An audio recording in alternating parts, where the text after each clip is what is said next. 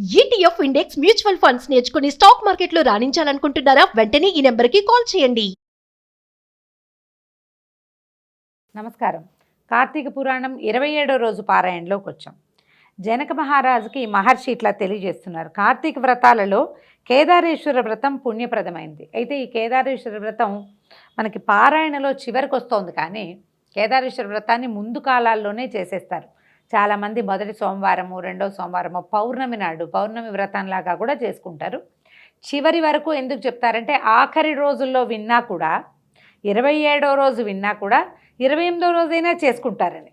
ముందు నోములు ఉన్న వాళ్ళంతా చేసుకుంటారు. ఇప్పుడు కనుక ఏదో ఒక ఉద్దీపన కలుగుతుంది మనకి, ఇది చేసుకుందాము, ఏదైనా మంచిది చేసుకుందాము, కబుక్కుని పూజ చేసుకుందాము అని అనిపించే వాళ్ళ కోసమని ఇది చివరిలోకి చెప్తారనమాట.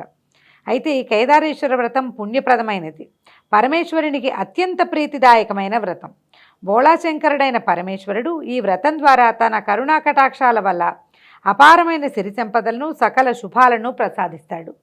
స్వామిని ఆరాధించి మనసులో గల కోరికలను ఆయనకి నివేదిస్తే తప్పక నెరవేరుతాయట. అయితే పార్వతీదేవి ఈ వ్రతాన్ని ఆచరించడం వల్లే శివుని శరీరంలో సగభాగాన్ని పొంది అర్ధనారీశ్వరి అయ్యిందట.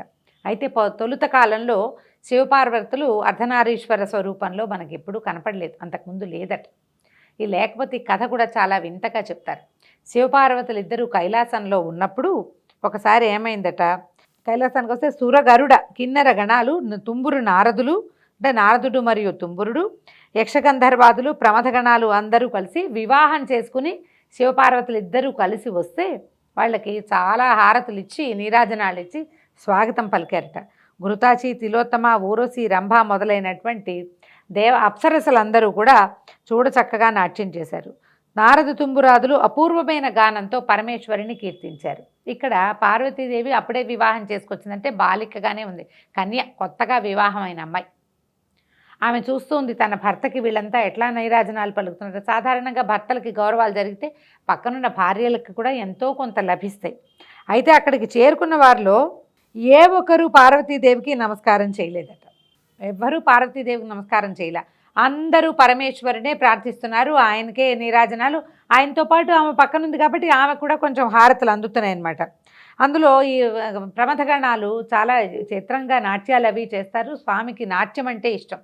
పరమేశ్వరుడికి నాట్యహారతులు అవి ఇవ్వటం కూడా చాలా విశేషమైన సేవగా చెప్తారు. వచ్చిన అప్సరసలందరూ నాట్యాలు చేశారు, తుంబురు నారదులు గానం చేశారు. భృంగిరిట్టుడు అని ఒక ప్రమథగణాల్లో ఒకడు, నంది, శృంగి, భృంగి ఇలా పేర్లు చెప్తారు.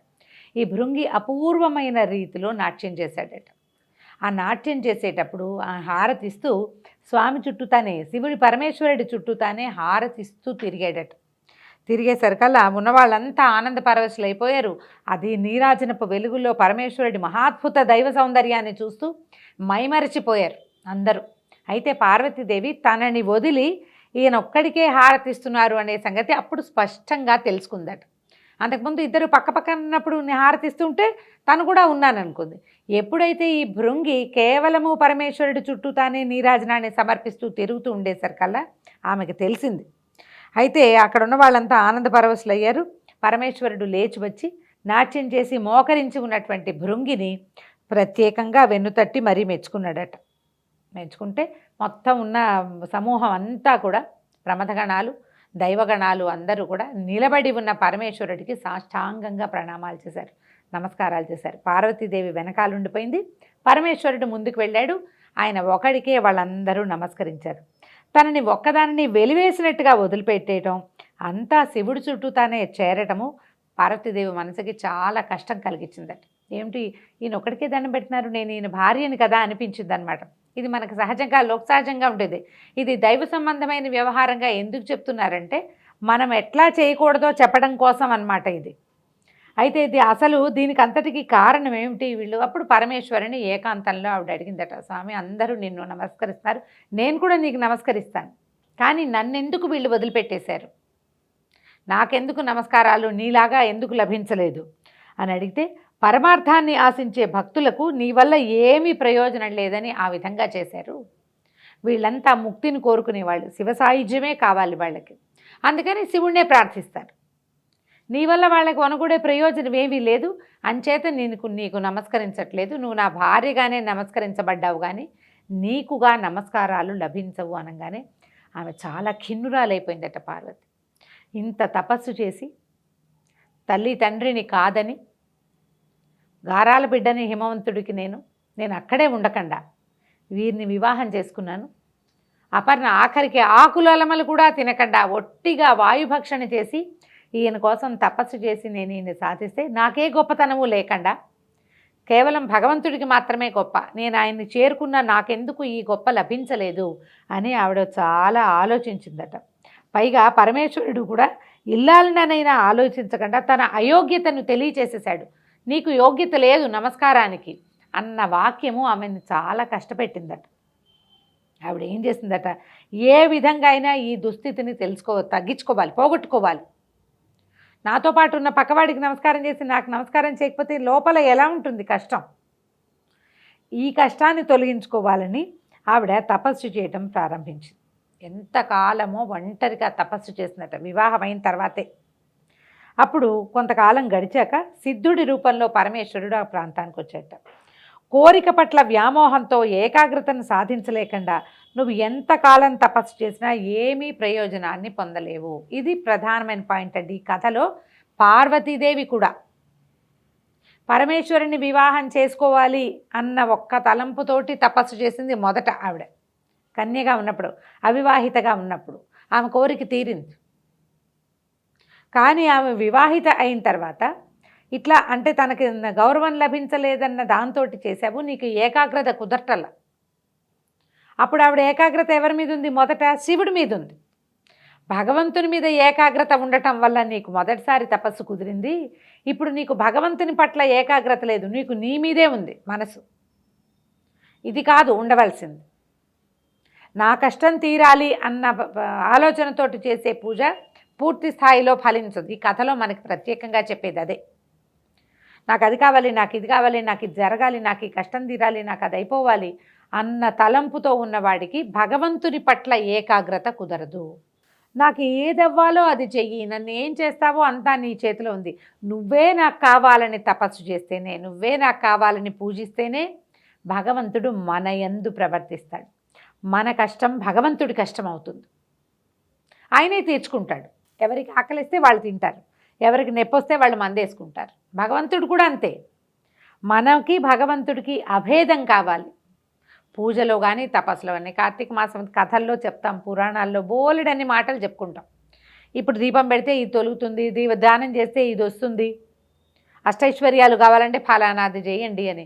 ఫలానాది నీకోసమే చేసుకుంటే ఎట్లా? భగవంతుడి కోసం కదా చేయాలి. ఈ వాక్యాలు సాక్షాత్తు పరమేశ్వరుడే పార్వతీదేవికి ఉపదేశించాడు. ఏం చెప్తున్నాడు? నువ్వు ఎంతకాలం ఇలా తపస్సు చేసినా కుదరదు. కాకపోతే ఇది రేపు కార్తీక మాసం రాబోతుంది. బోళాశంకరుడైన ఈశ్వరుడు కేదారేశ్వరుడు అన్న పేరుతో భక్తులని ఉద్ధరిస్తాడు. దానినే కేదారేశ్వర వ్రతము అంటారు. ఈ వ్రతం చేసేవాళ్ళు నిష్ఠతో భక్తితో స్వామిని ఆరాధిస్తూ తమ కోరికను విన్నవించుకుంటే అవి నెరవేరుతాయి, ప్రతిష్ట ప్రగతి కూడా సిద్ధిస్తుందని చెప్పాడట. అంటే పార్వతీదేవిని కరుణించే ఉద్దేశంలో ఇది ప్రజలకు మనకి మేలు చేయడానికి, లోకోపకారం కోసం చేసిందే. ఎప్పుడు కూడా మామూలు రోజుల్లో పూజా విధానాల కంటే కూడా పర్వదినాలలో చేసే పూజ భగవంతుడిని ఉద్దేశించి చేసేది. ఇది మహాపర్వదినం. ఇప్పుడు సూర్యచంద్రులు ఇద్దరూ సమానమైన గతుల్లో ఉంటారు, ఈ గతిలో ఉంటారు. నక్షత్రాలన్నీ కూడా అందరూ భగవంతుని వైపు తిరుగుంటారు. వారితో పాటు మనం కూడా భగవంతుడి వైపుకు తిరిగిపోతే వారందరికీ లభించే మహాద్భుత ఫలితంలో మనకు కూడా భాగం లభిస్తుంది. కాబట్టి తప్పకుండా పర్వదినాలలోనూ ఏవి పర్వాలని చెప్పారో, ఏం చేయాలని చెప్పారో ఆ క్రియా విధానాన్ని చేయాలి.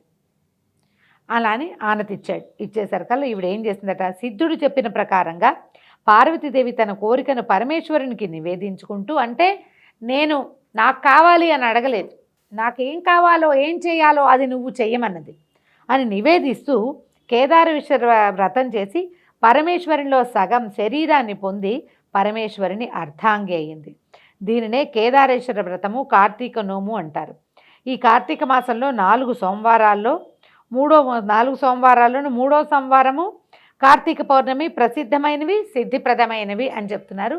చివరి సోమవారం నాడు కూడా చేసుకోవచ్చని మనకి పెద్దవాళ్ళు, గురువులు, పురోహితులు ఉపదేశిస్తారు.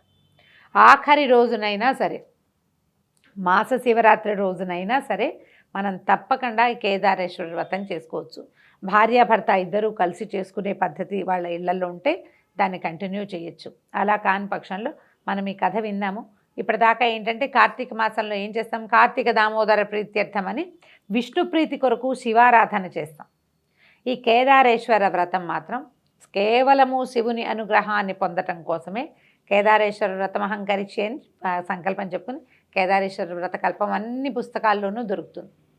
ఏదైనా ఒక పుస్తకం సంపాదించి మనం 27వ రోజు వింటున్నాం, ఇంకా 28, 29, 33 రోజులు ఉన్నాయి.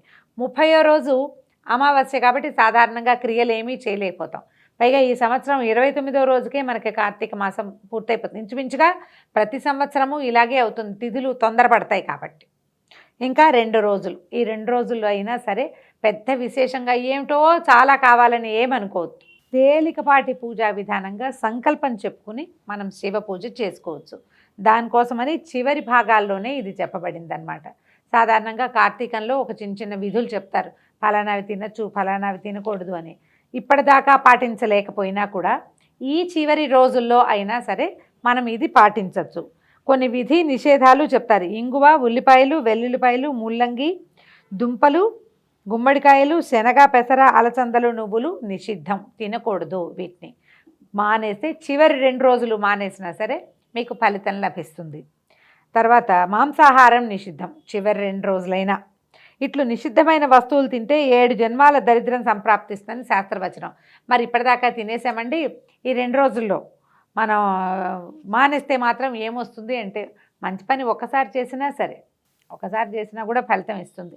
ఇది కార్తీకం కాబట్టి ఇప్పుడే విన్నాము, ఇవాళే తెలుసుకున్నాము కాబట్టి మానేద్దాం అని భావించినా ఆల్రెడీ వింటూ ఉన్నవాళ్ళు కూడా ఇతరులకు ఎవరికైనా ఇదిగో ఇలా ప్రత్యేకంగా చెప్పారు, చివరి 2-3 రోజులైనా మానేస్తే కూడా మంచిదేట అని చెప్పి చేయించగలిగితే మంచిది. దేవాలయ దర్శనం తప్పనిసరిగా చేయవలసిన విధి కార్తీకంలో.